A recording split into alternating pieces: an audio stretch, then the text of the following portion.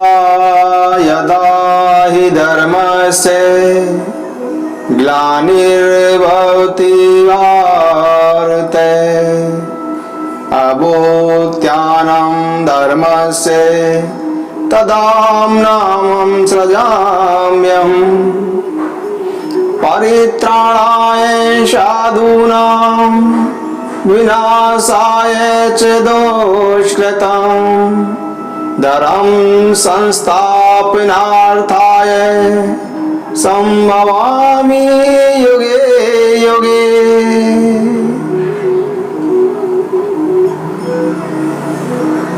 जब अधर्म धर्म को दबा लेता है तब मैं जन्म लेता हूं और उस समय में धर्म निष्ठा का पक्ष लेकर साकार रूप से अवतार धारण करता हूं और तब ज्ञान के अंधकार को निगल जाता हूं। मैं अधर्म की सत्ता का नाश कर देता हूं, अधर्म को मिटाकर धर्म की स्थापना करता हूं। जरत्कारु ऋषि, जरत्कारु ऋषि का नाम क्यों पड़ा, उनके नाम का अर्थ क्या है, उनसे आस्तिक का जन्म कैसे हुआ। जरा शब्द का अर्थ है क्षय और कारु शब्द का अर्थ है दारुण। तात्पर्य यह है कि उनका शरीर पहले ही बड़ा दारुण और हट्टा कट्टा था, पीछे उन्होंने तपस्या करके उसे जीर्ण शीर्ण कचीर्ण बना लिया, इसी से उनका नाम जरत्कारु पड़ा। वासुकी नाग की बहन भी पहले वैसी ही थी, उन्होंने भी अपने शरीर को तपस्या के द्वारा छीण कर लिया, इसीलिए वह भी जरत्कारु कहलाई और उसका नाम भी जरत्कारु था। अब आस्तिक के जन्म की कथा सुनिए। जरत्कारु ऋषि बहुत दिनों तक ब्रह्मचर्य धारण करके तपस्या में संलग्न रहे। जरत्कारु ऋषि विवाह नहीं करना चाहते थे, वे जाप ताप और स्वाध्याय में लगे रहते तथा निर्भय होकर स्वच्छंदी रूप से पृथ्वी पर विचरण करते थे। उन दिनों परीक्षित का राज्य काल था। मुनिवर जरत्कारु का नियम था कि जहां सायकाल हो जाता था वहीं वे ठहर जाते थे। वे पवित्र तीर्थों में जाकर स्नान करते और ऐसा कठोर नियमों का पालन करते थे जिनको पालन करना बड़ा ही मुश्किल था। जरत्कारु ऋषि केवल वायु पीकर ही निराहार रहते थे। इस प्रकार उनका शरीर सूख सा गया। एक दिन यात्रा करते समय उन्होंने देखा कि कुछ पितर नीचे की ओर मुंह किए हुए एक गड्ढे में लटके हुए हैं। वे एक खसका तिनके का पकड़े हुए और केवल एक तिनका बचा हुआ है। उस तिनके की जड़ को भी धीरे धीरे एक चूहा उतर रहा था। पितृगण निराहार थे, दुबले और दुखी थे। जरत्कारु ऋषि ने उनके पास जाकर पूछा कि आप लोग किस खसके तिनके का सहारा लेकर लटक रहे हैं। उसे एक चूहा कुतरता जा रहा है, आप लोग कौन हैं? जब इस खस की जड़ कट जाएगी तब आप लोग नीचे की ओर मुंह किए हुए गड्ढे में गिर जाएंगे। आप लोगों की इस अवस्था को देखकर मुझे बड़ा दुख हो रहा है। मैं आपकी क्या सेवा करूं? आप लोग मेरी तपस्या के चौथे, तीसरे अथवा आधे भाग में से भी इस विपत्ति से बचाई जा सके तो बतलाइए, उसके लिए मैं क्या करूं? और तो क्या, मैं अपनी सारी तपस्या का फल देकर भी आप लोगों को बचाना चाहता हूं। आप मुझे कृपया आज्ञा दीजिए। जरत्कारु की बात सुनकर पितरों ने कहा कि आप बूढ़े ब्रह्मचारी हैं, हमारी रक्षा करना चाहते हैं, परंतु हमारी विपत्ति तपस्या के बल से नहीं टल सकती। तपस्या का फल तो हमारे पास भी है, परंतु वंश परंपरा के नाश के कारण हम इस घोर नरक में गिर रहे हैं।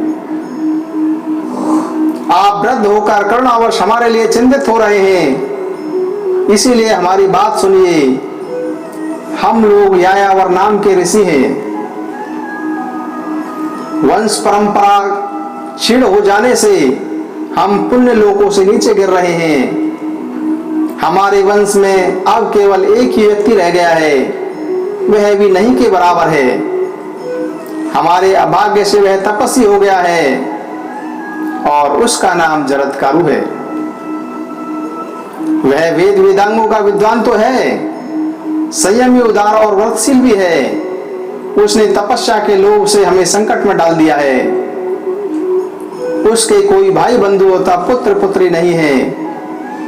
इसी से हम लोग बेहोश होकर अनाथ की तरह इस गड्ढे में लटक रहे हैं।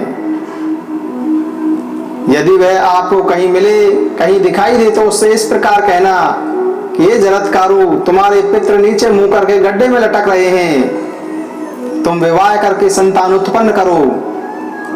अब हमारे वंश के तुम ही एक आश्रय हो। ब्रह्मचारी जी, यह जो आप खस की जड़ देख रहे हैं, यही हमारे वंश का सहारा है।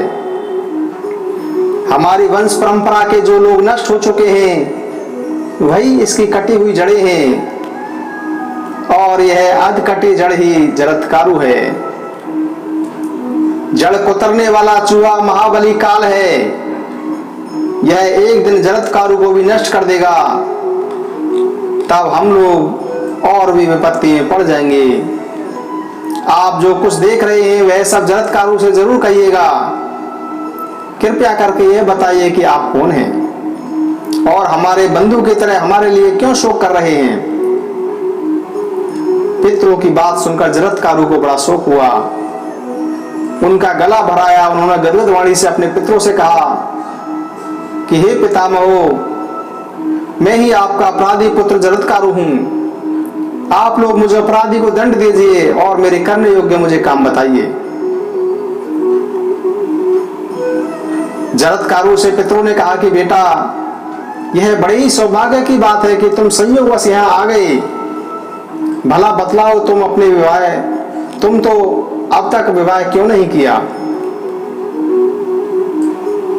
पितृगण बोले कि बेटा, अभी तक तुमने विवाह क्यों नहीं किया। इस पर जरत्कारु ने कहा कि पितृगण, मेरे हृदय में यह बात निरंतर घूमती रहती थी कि मैं अखंड ब्रह्मचर्य का पालन करके स्वर्ग प्राप्त करूं। मैंने अपने मन में यह दृढ़ संकल्प कर लिया था कि मैं कभी विवाह नहीं करूंगा, परंतु आप लोगों को उल्टे लटकते हुए देखकर मैंने अपना ब्रह्मचर्य का निश्चय पलट दिया है। अब मैं आप लोगों के लिए निसंदेह विवाह करूंगा। यदि मुझे मेरे ही नाम की कन्या मिल जाएगी और वह भी भिक्षा की तरह, तो मैं उससे पत्नी के रूप में स्वीकार कर लूंगा, परंतु उसके भरण पोषण का भार नहीं उठाऊंगा। ऐसी सुविधा मिलने पर ही मैं विवाह करूंगा। जरत्कारु अपने पितरों से इस प्रकार कहकर पृथ्वी पर विचरने लगे, परंतु एक तो उन्हें बूढ़ा समझकर कोई उनसे अपनी कन्या का विवाह करना नहीं चाहता था, और दूसरे उनके अनुपम कन्या, अनुरूप कन्या जैसा वो चाहते थे मिलती भी नहीं थी। वे निराश होकर वन में गए और पितरों के हित के लिए 3 बार धीरे धीरे बोले कि मैं कन्या की याचना करता हूँ। यहाँ जो भी चर अचर अथवा गुप्त या प्रकट प्राणी हैं, वे मेरी बात सुने। मैं पितरों का दुख मिटाने के लिए उनकी प्रेरणा से कन्या की भीख मांग रहा हूँ। जिस कन्या का भी नाम मेरा ही नाम जरत्कारु हो, उसकी मैं भिक्षा मांग रहा हूँ। जिसके भरण पोषण का भार भी मेरे ऊपर ना पड़े, ऐसी कन्या मुझे प्रदान करो। वासुकी नाग के द्वारा नियुक्त सर्प जरत्कारु की बात सुनकर नागराज के पास गए और उन्होंने चटपट अपनी बहन लाकर भिक्षा रूप से जरत्कारु ऋषि को समर्पित कर दी, और नागराज वासुकी की बहन से जरत्कारु ऋषि की बहन का विवाह हो गया।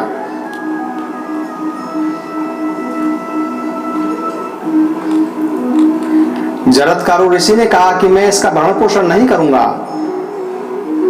इस पर वासुकी नाग ने कहा कि इस तपस्विनी कन्या का नाम भी जरत्कारु है और यह मेरी बहन है। मैं इसका भरण पोषण और रक्षण करूंगा। आपके लिए ही मैंने इसके अब तक रखा छोड़ा है। इस पर जरत्कारु ऋषि ने कहा कि मैं इसका भरण पोषण नहीं करूंगा, यह शर्त तो हो चुकी। इसके अतिरिक्त एक और शर्त है कि यह कभी मेरा अप्रिय कार्य न करे, कोई भी ऐसा काम न करे जो मुझे प्रिय न हो। यदि वह ऐसा करेगी तो मैं इसे अवश्य ही छोड़ दूंगा। जब नागराज वासुकी ने उनकी शर्त स्वीकार कर ली तब वे उनके घर गई। वहां विधि पूर्वक विवाह संस्कार संपन्न हुआ। जरत्कारु ऋषि अपनी पत्नी जरत्कारु के साथ वासुकी नाग के श्रेष्ठ भवन में रहने लगे।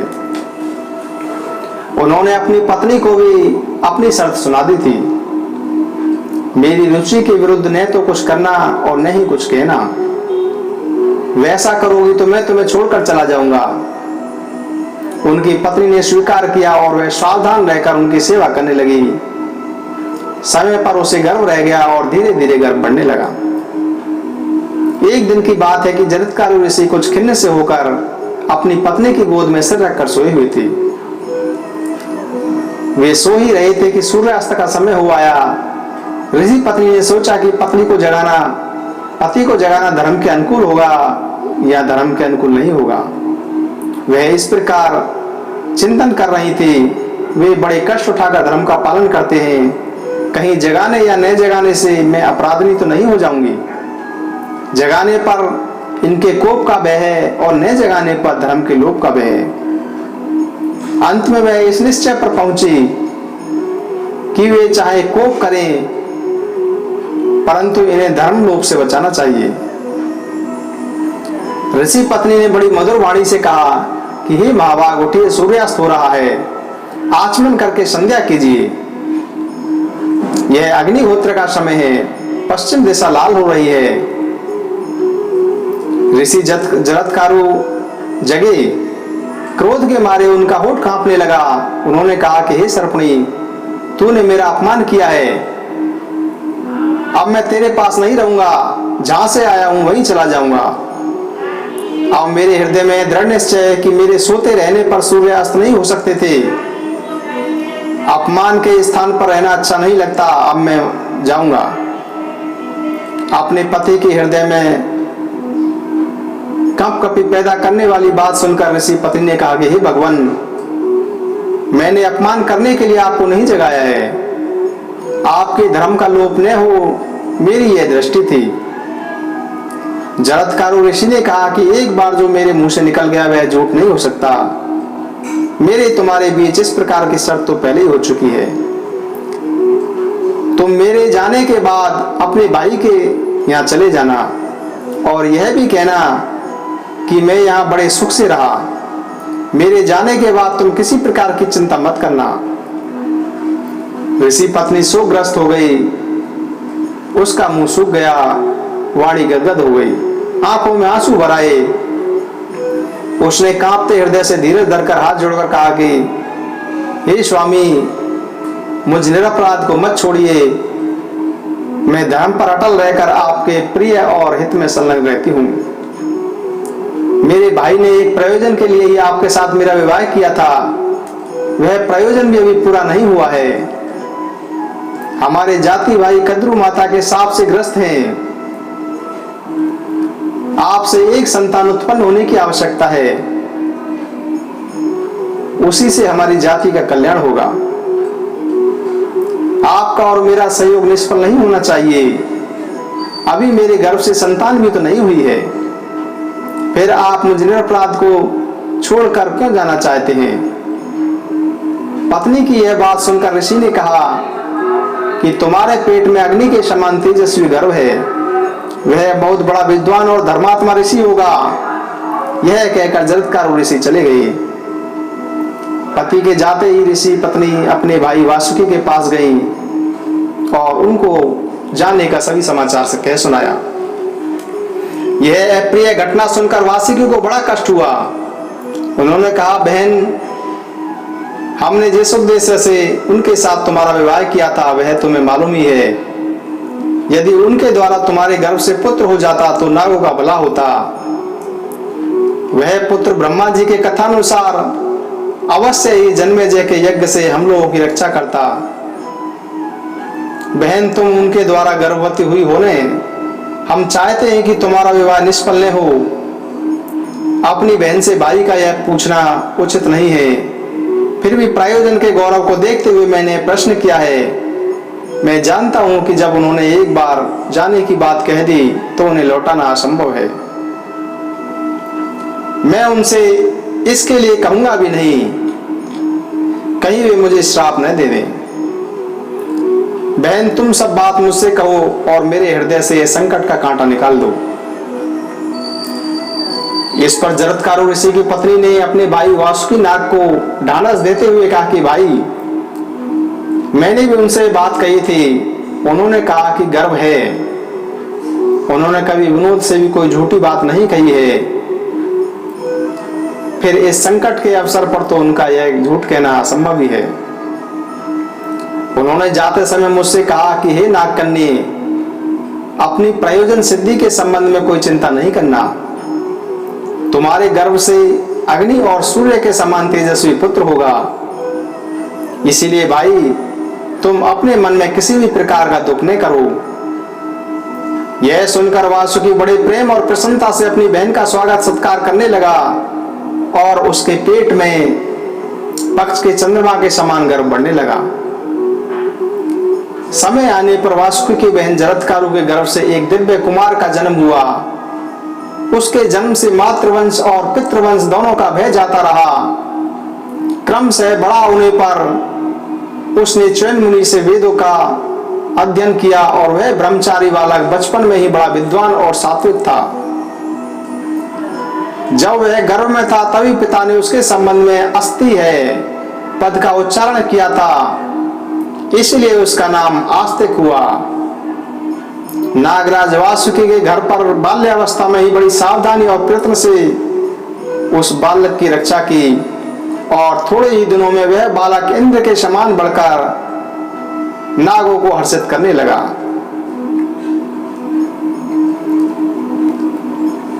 यही बालक नागों की रक्षा जन्मेजय के यज्ञ से कैसे करेगा,